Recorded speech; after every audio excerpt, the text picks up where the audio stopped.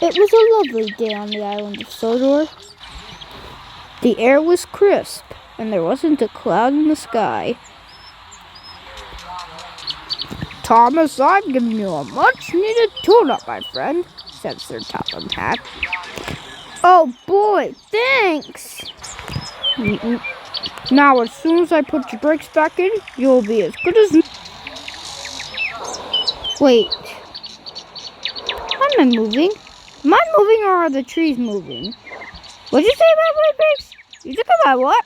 Holy cow, I can't stop! Clearly this is why I don't have real friends. Look out, I have my brakes! Screamed Thomas, and indeed, he did not. "All right, talk to me." "Well, it seems Thomas is out of control and we can't stop him." "Why can't I stop?" "This is Harold the helicopter. How can I help you?" asked Harold. "Harold, this is Control. I need you to shoot at Thomas and derail him from the track."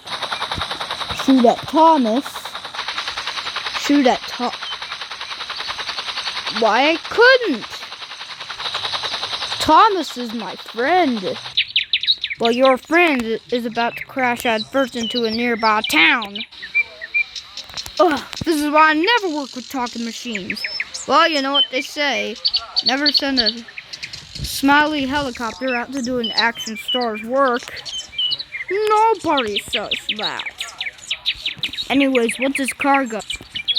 "Pardon?" "Well, nothing too dangerous. Pillows, soft cheeses."